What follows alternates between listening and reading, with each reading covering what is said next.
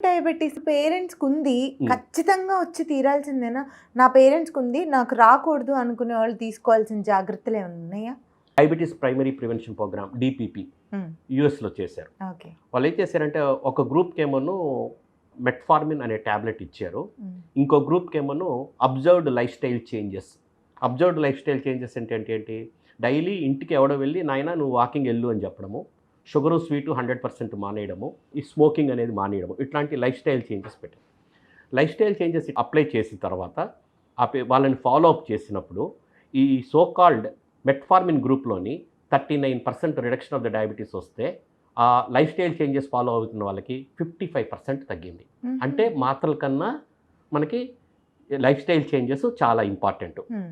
ఇది చూసి ఇమీడియట్గా ఫినిష్ డయాబెటీస్ ప్రోగ్రామ్ అని చెప్పేసి ఫిన్లాండ్లోని ఒక డిపిపి ప్రోగ్రామ్ ఇలాంటివి చేశారు. చేస్తే almost similar type of data వచ్చింది. Life style changes are superior than metformin.